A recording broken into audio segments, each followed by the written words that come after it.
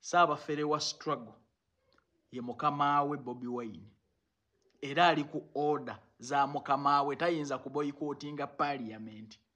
Nabagamba wano teri mubaka ataafuna million 10 za kuyisa teeka lya court martial ne muwakana. Abantu aba boycottinga parliament ng'etudde mu bugwanjuba bwa Uganda mbu tekirina makulu. Bakugamba batya olwaleero nti bagenda kubeera mu parliament eyisa ebyo bye batakwatagana nabyo. Abo twabali tubalabyeko nga baboycottinga parliament muzeeyo obutambi. Olwaleero bakugamba tulina okubeerawo kubanga balina okutuukiriza ekyabaweesa ensimbi. Omuvubuka ali eyo bino ebyobufuzi ebyakaseera kano byabafere. Bano banoonya nsimbi nakozesa bulamu bwo. Ky'osobola okwekolera ekyamakulu kwe kukwata enkumbi n'ogenda n'olima. Oba okufuna passport ku internal affair n'ogenda mawanga President Museveni gye yatusakira batuwe emirimu ogenda okolerera obulamu bwo. Ntegerekese bulungi.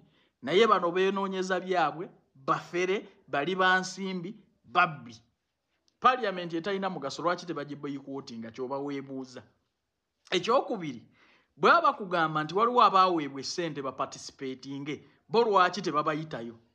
Ekyokusatu lwaki mwaboycottinga parliament eyatuula mu bugwanjuba bwa Uganda eyatuula mu mambuka ga Uganda ne parliament eyagenda ng'etuulatuula mu bitundu ne mugamba tekirina makulu.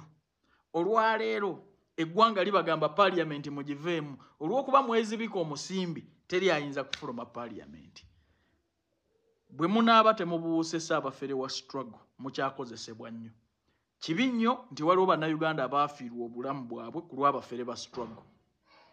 Ayagala okugenda ebweru kwata peni n'olupapula. Abaana ab'obuwala n'ab'obulenzi ewaffe akasente kooteekamu nga visa ekuli mu ngalo. Twetaaga 15 mugenda kukola ku bisaawe bya Nnyonyi Dubai. Ka input katono ddala nga bw'okiwulira. Ekyokubiri salala ali $1,200,000 bakusuza bakuliisa ate era nga bakujjanjaba. Nammwe abaagala Kuwait egenda ekonkona. Mujje registration zino zigenda mu maaso oyinza okutukubirako ku noti 76 oba noti 7456524418. Ogenda kuba onfuna butereevu nze Calvin Kayanja siyinza kukwata ku passport yo n'osigala Uganda.